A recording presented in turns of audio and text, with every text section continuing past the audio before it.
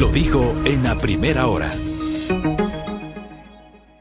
Probablemente uno de los procesos más cuestionados, más extensos y que todavía no concluye es el de la selección de la nueva autoridad de la Defensoría Pública. Este organismo, la Defensoría Pública, no la Defensoría del Pueblo, no se me confunda, Defensoría Pública es el organismo que se encarga de proveer de abogados defensores cuando una persona no tiene la posibilidad de contratar un abogado por falta de recursos. Y claro, ese abogado defensor que pertenece al Estado garantiza el derecho a la defensa y el debido proceso para una persona.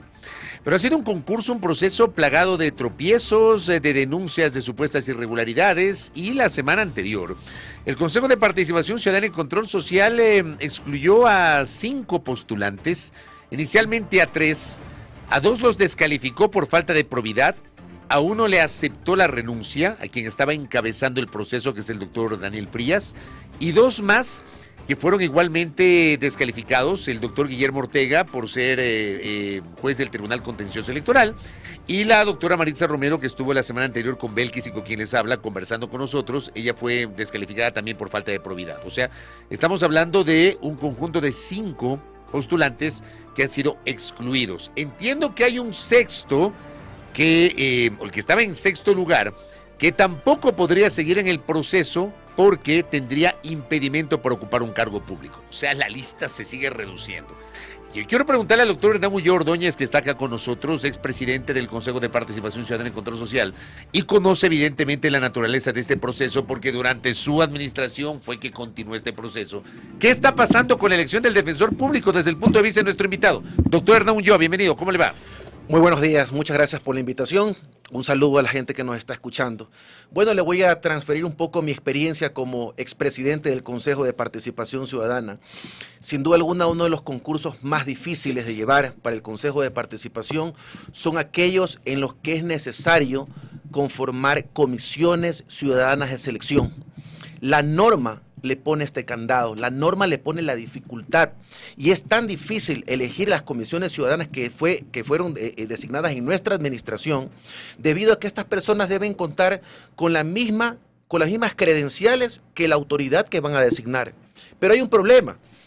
En la conformación de estos comisionados que representan a las funciones del Estado, cuando se mueven estas funciones y ese funcionario sale, hay que nuevamente elegir otro reemplazo. Por eso es que tarda estos procedimientos, por eso es que es tan conflictivo, por eso es que también se ha extendido demasiado en el concurso del Contralor, concurso de Defensor Público, y también lo será si no toma el Consejo de Participación las medidas necesarias. También pasará lo mismo para designar Defensor del Pueblo, Fiscal General, etcétera. ¿Qué implica tomar las medidas necesarias, doctor? ¿Cambiar un poco la dinámica? Hacerlo con tiempo, inclusive analizar las reformas legales pertinentes, porque existe una serie de pasos que dificulta la designación de estas autoridades. Entre ellos, que se viabilice a través de comisiones ciudadanas de selección. Mire, existen algunos procedimientos para designar autoridades. El más sencillo es el que se elige a través de ternas, para elegir superintendentes y para designar procurador general del Estado, y también vocales del Consejo de la Judicatura. Esto es un procedimiento en el cual el Consejo de Participación Ciudadana designa un equipo técnico que revisa los documentos, luego debaten, etcétera, receptan las impugnaciones ciudadanas y tenemos la autoridad en 1 o 2 meses. Pero en el caso de comisiones ciudadanas de selección, es una situación extremadamente difícil debido a la complejidad que la misma norma establece para estos procesos. Este proceso, le pregunto, con lo que ha ocurrido, ¿se ha desnaturalizado, se ha deslegitimado, doctor? Mire, todo procedimiento tiene sus inconvenientes. Si usted me pregunta, ¿tenemos que seguir adelante o el Consejo tiene que seguir adelante? Yo creo que sí. Siempre va a ser positivo terminar con la designación de una autoridad y no que un proceso fracase totalmente porque existe observado. ¿Pero a usted no le parece que este proceso ha fracasado, doctor? Estamos hablando de más de 3 años. Le digo, ¿no? Debería terminar con la designación de una autoridad. No es sencillo, Fabricio. No es sencillo. Si este concurso ha tenido 3 años, 2 años, no ha sido sencillo. Ningún concurso lo es. O sea, cuando yo era presidente, usted no se imagina la exigencia social, ciudadana, mediática para que designemos al defensor público. Y ahora que estamos a puertas, queremos que regrese para atrás. Esto no es posible. Porque... El problema es que, a ver, si nosotros tenemos este proceso, y yo le entiendo las dificultades, un proceso no debe ser sencillo. Evidentemente uno aspira a que el proceso sea transparente y que el designado sea el mejor. Pero hablamos de que los 6 primeros, o sea, si uno revisa la lista de los mejor puntuados, los 6 primeros están fuera. Imagínese usted. Y estamos hablando de un proceso que ha estado lleno de estas denuncias de irregularidades, aparentemente. Cualquier proceso. Mire el procedimiento para designar el Contralor General del Estado. Oiga, por ese procedimiento nos enjuiciaron políticamente. Antes de pisar la asamblea o en la asamblea en el juicio político, yo dije, ustedes nos podrán alcanzar con los votos a los consejeros, pero no podrán alcanzar a las comisiones ciudadanas de selección. ¿Cuál fue el resultado, Fabricio? En ese concurso muy conflictivo que costó la cabeza de consejeros, que realmente era un canibalismo que existía contra el Consejo de Participación Ciudadana, se designó una autoridad y esa autoridad se legitima en el ejercicio de sus funciones. Mire, el Contralor General del Estado ha demostrado ser una persona que no tiene una línea política y que además se maneja en un ámbito técnico como debe ser el Contralor, sin perseguir ni tampoco garantizar la impunidad de nadie. Entonces, la única forma de legitimarse es en el ejercicio de sus funciones. Si este procedimiento tiene dificultades, el Consejo tiene la misión de filtrar hasta el último momento cualquier persona que tenga algún vínculo con un movimiento o partido político. ¿Por qué? Usted mencionaba cuáles son las funciones del defensor del pueblo, etcétera. Defensor público. Pero falta algo muy importante, que el defensor público tiene que remitir una terna para designarse un vocal del Consejo de la Judicatura. Ese me parece que es el verdadero problema de fondo. Por supuesto. Y por eso se están peleando lentelladas a la Defensoría Pública. En nuestra época, nosotros 4 ternas desechamos, porque conocíamos el problema que existía en esta filtración del poder político y quizás de la delincuencia organizada para captar la administración de justicia, y eso no lo permitimos a costa de nuestras cabezas.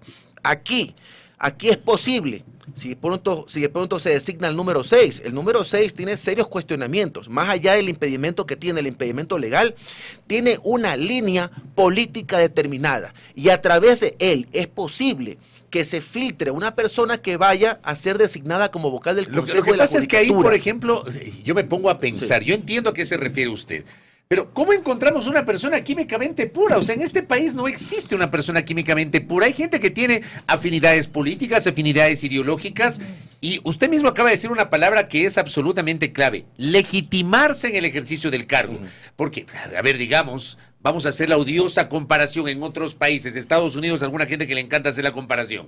Por ejemplo, la persona que se encarga de la fiscalía es una persona designada por la legislatura estadounidense de una candidato o candidato propuesto por el presidente de ese país, que debe tener su afinidad política, pero el momento que se encarga de sus funciones, obviamente se aparta de esa línea político-partidista, que creo que eso debería ser lo deseable. O sea, si tenemos un defensor público que puede comulgar con una o con otra orientación política, creo que esa termina siendo irrelevante, porque al final no vamos a encontrar una persona químicamente pura, doctor. Recordemos que... A usted mismo le decían que usted fue candidato de Creo en algún momento, ¿se acuerda?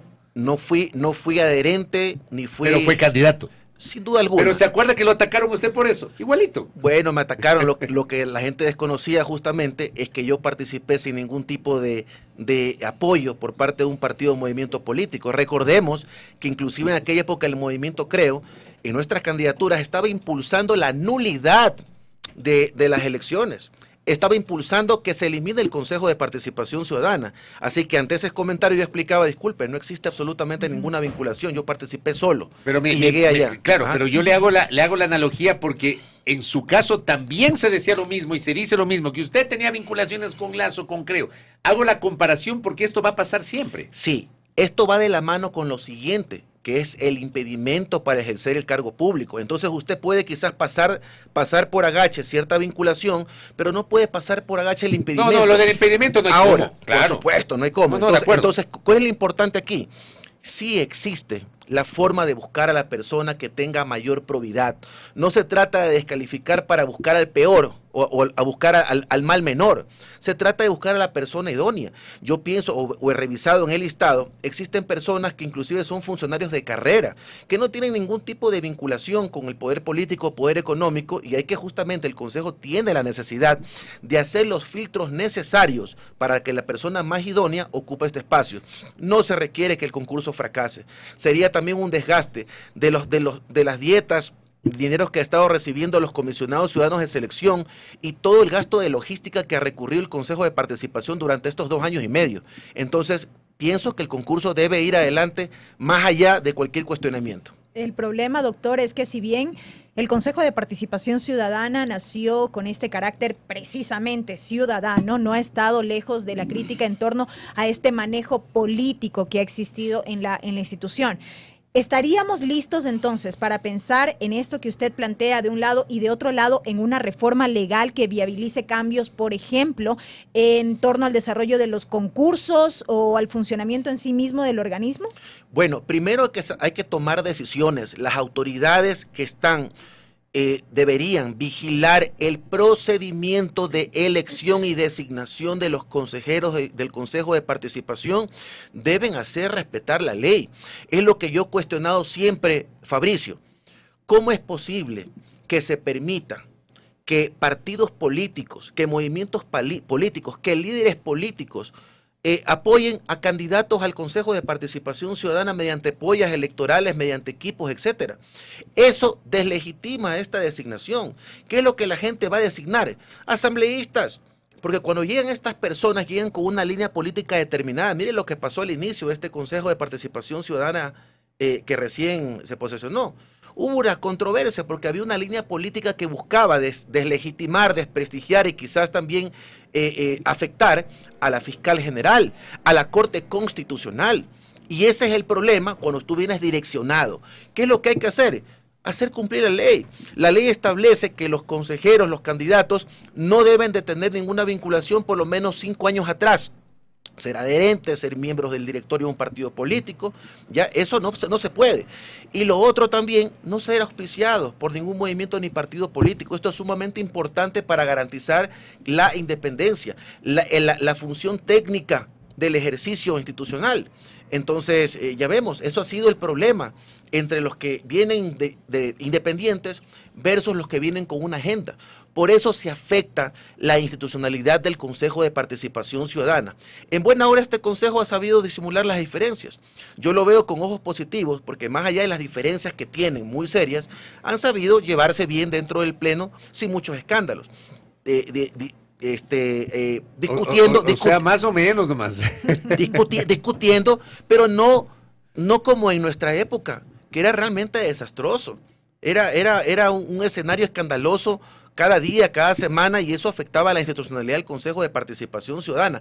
No se puede trabajar cuando existen personas que vienen con una línea política. Si nosotros cogemos y desplazamos nuestros intereses particulares o la línea partidista para enfocarnos y ser simplemente técnicos, pienso que el Consejo le podría ir mejor en el ejercicio de sus funciones.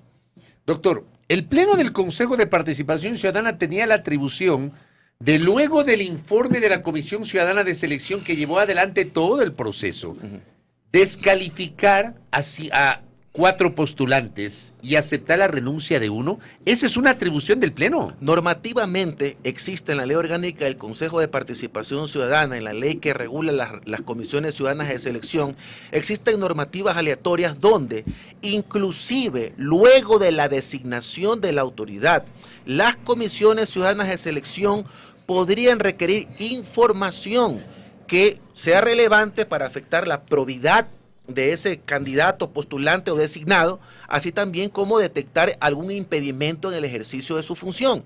El Consejo de Participación Ciudadana está para supervisar las actividades de la Comisión Ciudadana de Selección y sin duda alguna una de sus actividades es la designación de autoridades y buscar que estas autoridades tengan la eficiencia, la probidad para poder ejercer estas funciones. Pero expresamente el reglamento y la ley facultan al Pleno del Consejo a haber actuado, por ejemplo, como lo hicieron. Tanto a la Comisión Ciudadana de Selección como al Consejo de Participación Ciudadana.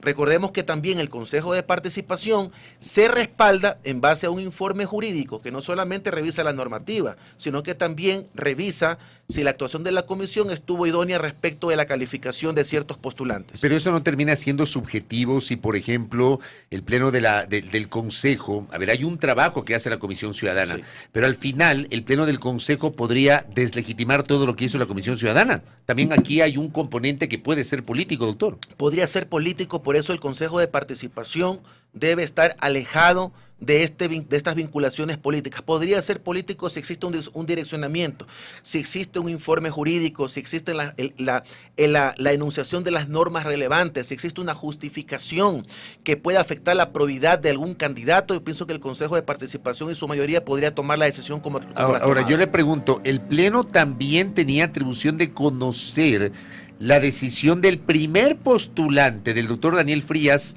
de no seguir participando en el proceso? ¿O eso tenía que haber sido conocido por la Comisión Ciudadana? La declinación. Totalmente. El Consejo de Participación es la máxima autoridad. El Pleno del Consejo de Participación es la máxima autoridad Por encima de la Comisión. Consejo de Participación Ciudadana y puede tomar este tipo de decisiones. Las comisiones ciudadanas de selección realizan un proceso de forma independiente. Obviamente el Consejo asiste técnicamente, no debería cometer ningún tipo de injerencias en sus funciones, pero el Consejo de Participación tiene en última instancia esta facultad para revisar si una designación estaba hecha de forma correcta. Ahora bien, yo le pregunto a usted, luego de esto, entiendo que el proceso vuelve a la Comisión Ciudadana de Selección. ¿Qué tiene que hacer la Comisión Ciudadana luego de que hubo estas decisiones del Pleno del Consejo de Participación sobre los primeros postulantes?